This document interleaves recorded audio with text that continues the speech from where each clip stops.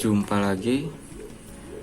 Oke, pada kesempatan kali ini saya akan membahas tentang resistor, kapasitor, dioda, dan lilitannya.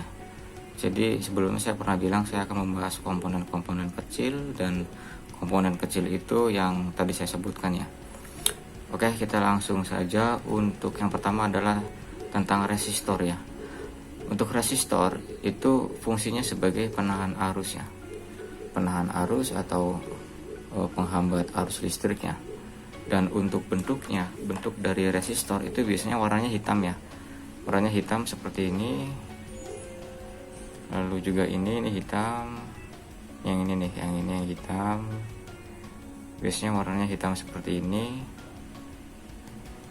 Jadi untuk resistor itu kalau misalkan terjadi kerusakan atau copot ya, lepas, itu kalau yang kecil-kecil terkadang tidak diganti pun tidak jadi masalah ya. Cuman biasanya kalau resistor itu menurut saya harus diganti ya, karena di beberapa tipe handphone ketika resistornya hilang itu handphone mengalami permasalahannya atau kerusakannya. Oke, dan yang kedua adalah kapasitor ya. Untuk kapasitor itu berfungsi sebagai menyimpan arus tegangan listrik ya. Untuk kapasitor sendiri itu bentuknya biasanya warnanya coklat seperti ini ya. Terus juga ada lagi di sini, ini kapasitor ya, ini kapasitor, ini kapasitor, ini kapasitor. Kapasitor itu biasanya berbentuk berwarna coklat ya, berwarna coklat, dan biasanya seperti krem-krem juga ya.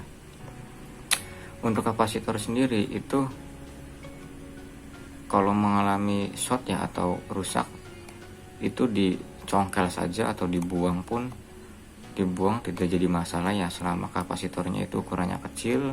Kalau misalkan kapasitornya ukurannya besar seperti ini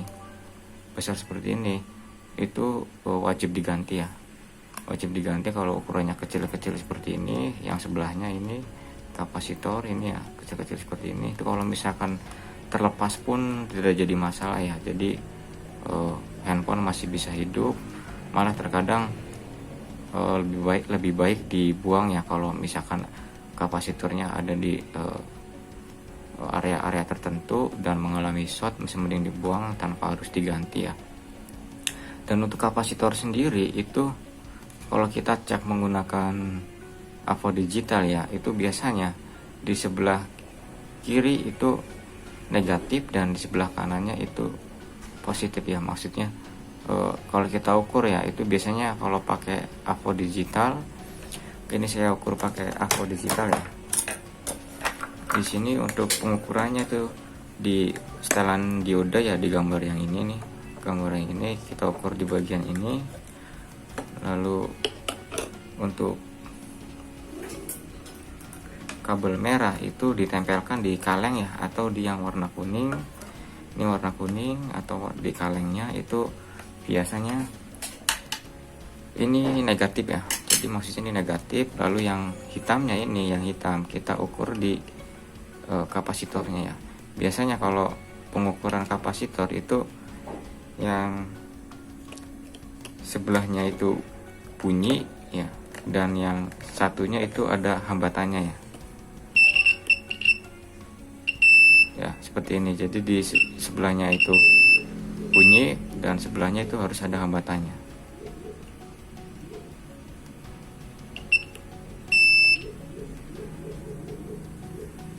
Oke, ini mungkin kapasitornya sudah rusak ya. Oke, kita cari yang lain seperti ini ya. Jadi yang satunya bunyi, yang satunya itu ada hambatannya, dan sebelahnya pun sama ya, seperti ini. Yang satunya pasti ada hambatannya seperti ini. Jadi kalau misalkan ada kapasitor yang hambatannya itu dua-duanya, jadi sebelah kiri dicek itu bunyi, lalu sebelah kanan juga bunyi, itu biasanya kapasitornya mengalami short ya. Jadi tinggal dibuang saja tanpa harus diganti pun biasanya tidak apa-apa ya, kalau kapasitornya itu ukurannya masih kecil ya. Dan Untuk kapasitor sendiri itu biasanya itu di semua area bagian jaringan IC CPU itu biasanya semuanya ada ya, di bagian-bagian semua tempat itu ada yang namanya kapasitor ya. Dan kapasitor ini itu rentan sekali short ya. Mungkin nanti di pertemuan selanjutnya saya akan membahas tentang HP yang mengalami short dan full short ya. Oke, selanjutnya tentang dioda ya. Untuk dioda itu biasanya memiliki dua kaki ya, dan berwarna hitam ya, seperti ini. Ini adalah dioda. Saya akan dekatkan lagi ya. Ini dioda, jadi dia mempunyai dua kaki dan berwarna hitam ya. Jadi sini kalau dilihat itu seperti IC ya. Cuman kalau IC yang kecil-kecil seperti ini itu biasanya kakinya ada di bawah. Cuman kalau dioda itu dia kakinya di samping ya, seperti ini. Dan untuk dioda sendiri itu cara pengecekannya sama ya seperti pengecekan kapasitor ya. Dan untuk pengecekan komponen-komponen kecil itu semuanya sama ya. Jadi multitester harus di setelan dioda, lalu kabel merahnya itu tempelkan di ground ya. Lalu untuk yang hitamnya kita cek ya. Jadi seperti ini kita cek. Oke, yang sebelahnya itu ground, yang sebelahnya harus ada nilainya seperti ini ya. Oke, saya akan perjelas lagi.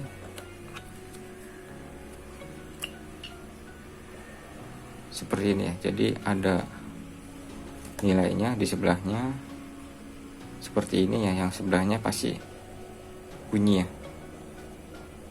Ini harusnya bunyi.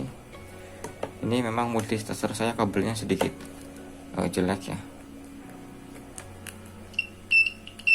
Jadi sebelum pengecekan harus dikalibrasi dulu ya untuk dioda. Untuk di setelan dioda itu tempelkan dulu seperti ini, harus bunyi ya. Harus bunyi. Karena ini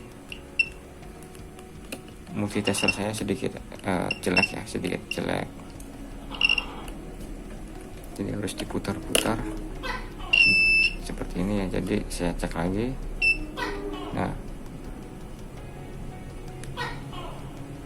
ini kan 0 ya, harusnya ini bunyi. Cuman ini memang multitester saya sedikit. Nah, ini bunyi kan. Nah, seperti ini ya. Jadi untuk sebelahnya itu ada hambatannya, dan sebelahnya lagi itu biasanya bunyi ya. Itu hampir sama dengan kapasitor ya.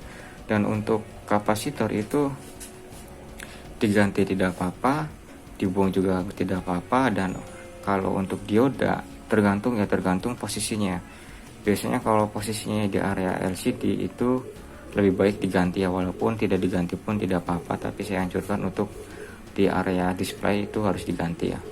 Dan untuk ini kan ada dioda ya, ada dioda ini ada di area konektor baterai ya, ada di area konektor baterai. Jadi kalau mengalami short ya, kita cek atas dan bawahnya ini tidak ada hambatan, itu buang saja. Kalau mau diganti pun tidak apa-apa ya. Kalau misalkan dibuang terus kita coba masih tetap sama, coba diganti ya. Untuk penggantiannya itu jangan sampai terbalik ya. Untuk dioda itu hukumnya itu haram ya kalau misalkan kita pasang kondisinya terbalik ya. Jadi harus benar-benar dicek ya. Dicek untuk apa sih hambatannya. Jadi kalau misalkan di sini ada angkanya, kita lihat di bagian multitester, di sini ada hambatannya ya. Jadi sebelah sini itu ada hambatannya. Jadi kalau misalkan kita ganti, kita cabut di bangkaian yang lain, itu harus sama ya. Jadi di bangkaian lain kita cek dulu di mana hambatannya. Jadi kalau misalkan hambatannya sudah ketemu di sebelah mana, lalu tempelkan di sebelah sini ya, yang ada hambatannya ya.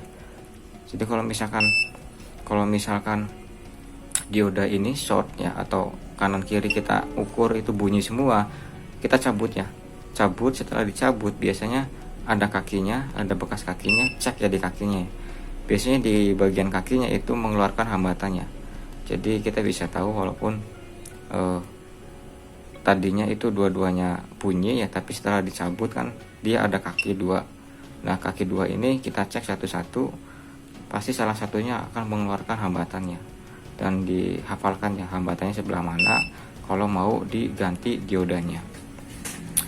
Dan yang terakhir adalah tentang koil ya, koil atau lilitannya.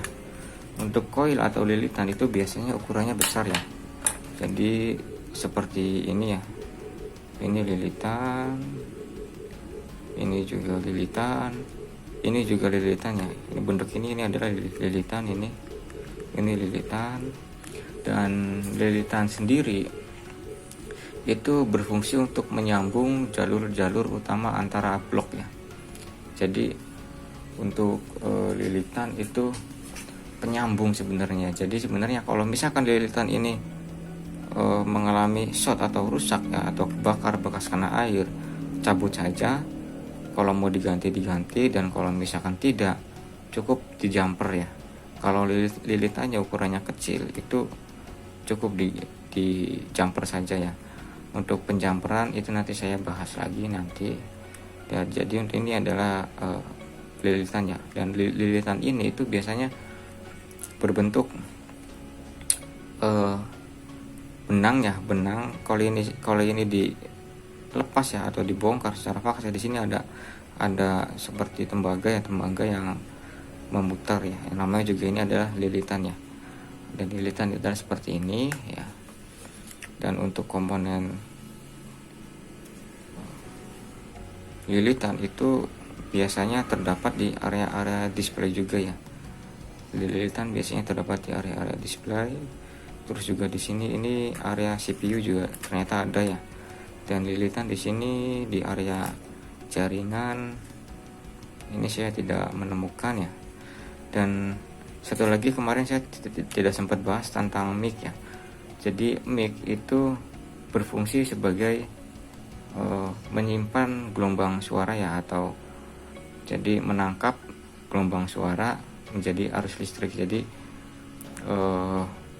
ketika kita berbicara seperti ini, itu tugas mic itu merekam ya, intinya dia merekam.